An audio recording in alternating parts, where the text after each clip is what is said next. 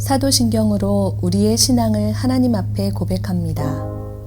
전능하사 천지를 만드신 하나님 아버지를 내가 믿사오며 그 외아들 우리 주 예수 그리스도를 믿사오니 이는 성령으로 잉태하사 동정녀 마리아에게 나시고 본디오 빌라도에게 고난을 받으사 십자가에 못 박혀 죽으시고 장사한 지 사흘 만에 죽은 자 가운데서 다시 살아나시며 하늘에 오르사 전능하신 하나님 우편에 앉아 계시다가 저리로서 산 자와 죽은 자를 심판하러 오시리라.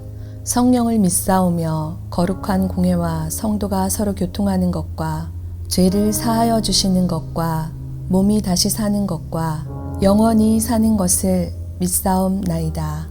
아멘.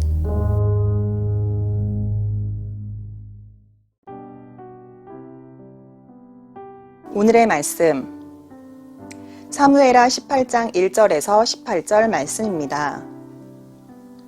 이에 다윗이 그와 함께한 백성을 찾아가서 천부장과 백부장을 그들 위에 세우고 다윗이 그의 백성을 내보낼새 3분의 1은 요압의 휘하에 3분의 1은 스루아의 아들 요압의 동생 아비새의 휘하에 넘기고 3분의 1은 가드 사람 이때의 휘하에 넘기고 왕이 백성에게 이르되 나도 반드시 너희와 함께 나가리라 하니 백성들이 이르되 왕은 나가지 마소서 우리가 도망할지라도 그들은 우리에게 마음을 쓰지 아니할 터이요 우리가 절반이나 죽을지라도 우리에게 마음을 쓰지 아니할 터이라. 왕은 우리 10,000명보다 중하시오니 왕은 성읍에 계시다가 우리를 도우심이 좋으니이다 하니라. 왕이 그들에게 이르되 너희가 좋게 여기는 대로 내가 행하리라 하고 문 곁에 왕이 섬에 모든 백성이 100명씩 1000명씩 대를 지어 나가는지라. 왕이 요압과 아비새와 이때에게 명령하여 이르되 나를 위하여 젊은 압살롬을 너그러이 대우하라 하니 왕이 압살롬을 위하여 모든 군 지휘관에게 명령할 때에 백성들이 다 들으니라. 이에 백성이 이스라엘을 치러 들로 나가서 에브라임 수풀에서 싸우더니 거기서 이스라엘 백성이 다윗의 부하들에게 패하매 그날 그곳에서 전사자가 많아 20,000명에 이르렀고 그 땅에서 사면으로 퍼져 싸웠으므로 그 날에 수풀에서 죽은 자가 칼에 죽은 자보다 많았더라. 압살롬이 다윗의 부하들과 마주치니라.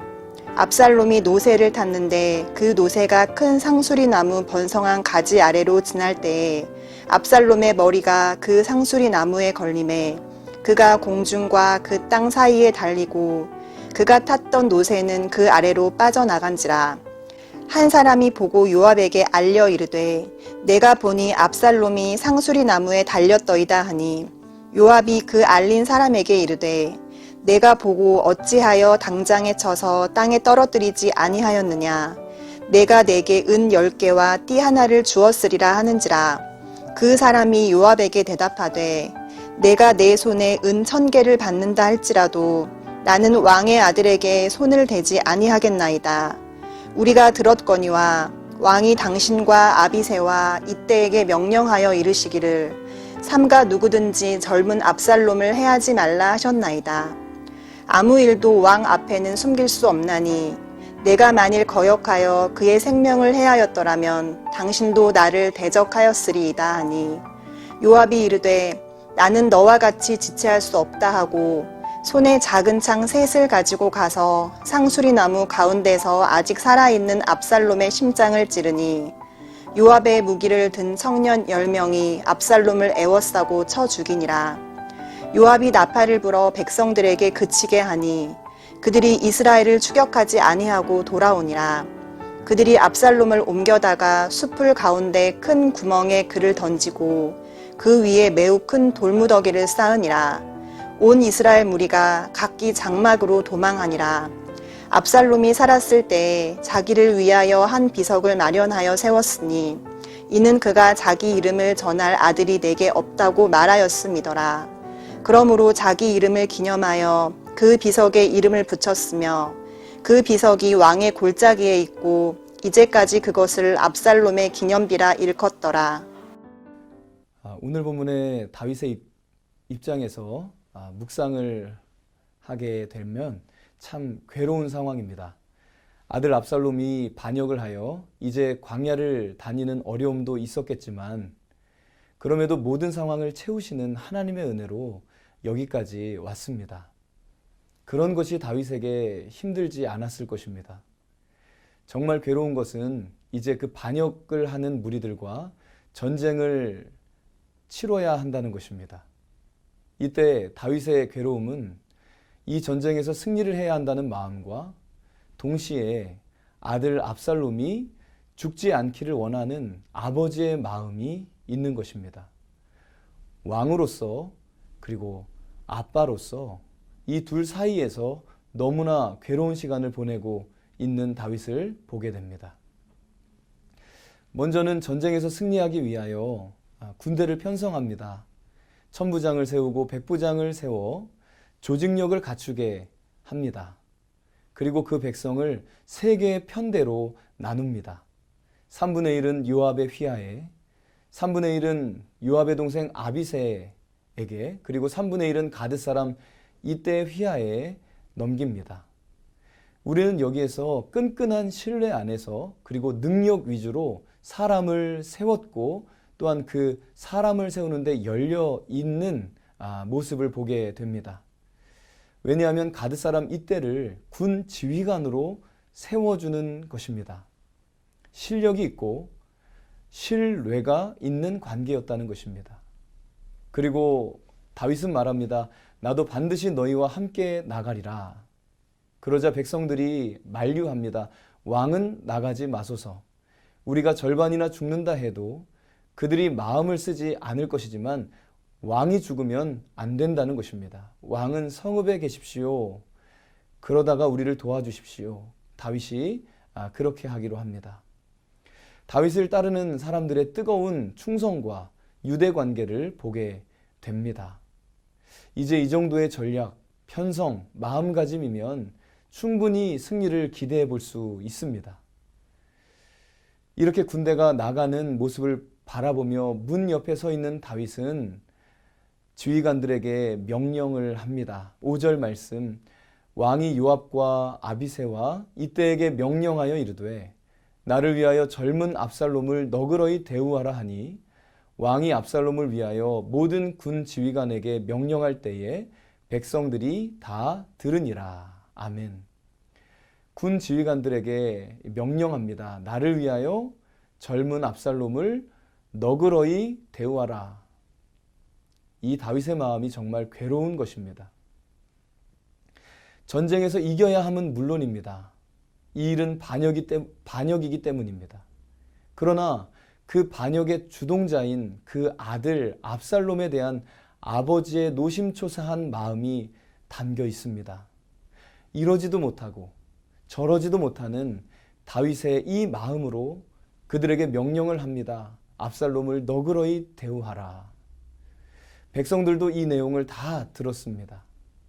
분명하게 명령을 내린 것입니다. 전쟁이 시작되고 승기를 얻어 적군 2만 명이나 죽게 됩니다. 수풀에서 죽은 자가 너무나 많았는데 큰 승기를 잡는 반면에 압살롬은 어떻게 됩니까? 압살롬은 다윗의 부하와 마주쳐서 노새를 타고 달아나고 있었는데 그 노새가 큰 상수리 나무 번성한 가지 아래로 지나갈 때 압살롬의 머리가 그 상수리 나무에 걸리게 됩니다. 그러니까 그가 공중과 땅 사이에 달리게 된 것입니다. 그가 탔던 노새는 그 아래로 빠져나갔습니다. 나무 위에 달려 있는 모습이 되었습니다.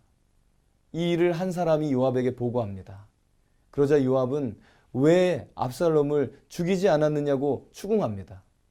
이 부하는 다윗의 명령을 분명히 들었다고 하면서 그것을 말하자 요압은 나는 너처럼 지체할 수 없다 하면서 손에 작은 창 셋을 가지고 가서 상수리 나무 가운데 아직 살아있는 압살롬의 심장을 찌릅니다. 그러자 요압의 무기 든 청년들 10명이 압살롬을 애워싸 쳐 죽였습니다. 압살롬은 나무에 매달린 채로 죽음을 맞이하게 됩니다. 요압은 나팔을 불어 백성들에게 그치게 하고 추격하지 않았습니다.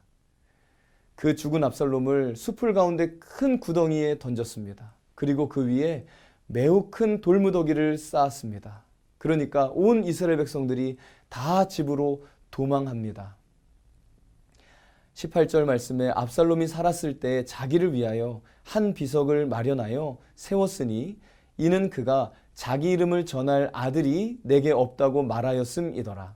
그러므로 자기 이름을 기념하여 이 비석의 이름을 붙였으며 그 비석이 왕의 골짜기에 있고 이제까지 그것을 압살롬의 기념비라 일컫더라. 아멘. 압살롬의 죽음은 곧 온 이스라엘의 승리가 되었습니다. 이러지도 못하고 저러지도 못하는 딜레마에 빠진 다윗, 고통 속에 있는 다윗, 안절부절 못하고 있는 다윗을 봅니다. 다윗이 경험한 이 당혹스러움을 보면서 우리는 말씀 속에서 고통하고 계시는 아버지 하나님의 음성을 듣게 됩니다.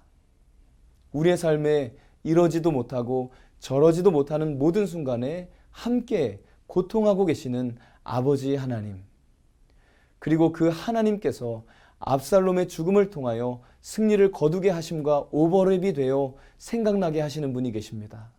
그분은 나무에 달리셔서 우리를 위하여 죽으신 예수 그리스도이십니다. 어느 아버지가 자식이 죽기를 바라겠습니까? 어느 아버지가 사랑하는 자식을 사지로 몰아넣겠습니까? 오늘 말씀 속에 다윗은 너무나 극심한 고통 가운데 굽이굽이 우리에게 외치시는 아버지 하나님의 음성을 듣게 하십니다. 내가 너를 사랑한다고, 내가 너와 함께 한다고, 내가 너의 마음을 안다고, 내가 너를 위해 내 아들을 내어주었다고, 내가 너를 이처럼 사랑한다. 소망을 잃지 말아라. 오늘 말씀을 묵상하고 묵상할수록 아버지 다윗의 고통의 순간 함께 그 하나님 아버지의 고통이 울부짖듯 우리에게 다가옵니다. 이 말씀을 통해 우리가 그분의 사랑의 마음으로, 그분의 외침으로, 그분의 절규처럼 다가오는 그 음성 듣기 원합니다. 그렇습니다. 하나님은 말씀하시는 하나님이십니다. 하나님은 지금 당신에게 말씀하십니다. 하나님은 여러분의 삶에서 말씀하시는 분이십니다. 오늘 이 말씀을 우리가 깊이 묵상함으로 기도의 자리에 나아가게 되기를 원합니다. 함께 기도하겠습니다. 아버지 하나님, 아버지 다윗의 마음이 너무너무나 고통스러웠고 힘든 전쟁이었음을 봅니다. 결국 아들 압살롬은 비참한 모습으로 죽었습니다. 이 말씀을 통해 굽이굽이 흐르는 아버지의 음성 듣게 하시고 아버지께서 우리를 위하여 하나밖에 없는 아들을 내어주셨을 때 그 마음이, 그 사랑이, 그 용서가, 그 위로가 오늘 우리의 삶에 넘쳐 흐르게 하옵소서. 예수님의 이름으로 기도하옵나이다. 아멘. 주님이 가르쳐 주신 기도로 예배를 마칩니다. 하늘에 계신 우리 아버지여, 이름이 거룩히 여김을 받으시오며 나라가 임하시오며 뜻이 하늘에서 이루어진 것 같이 땅에서도 이루어지이다. 오늘 우리에게 일용할 양식을 주시옵고 우리가 우리에게 죄 지은 자를 사하여 준 것 같이 우리 죄를 사하여 주시옵고 우리를 시험에 들게 하지 마시옵고 다만 악에서 구하옵소서. 나라와 권세와 영광이 아버지께 영원히 있사옵나이다. 아멘.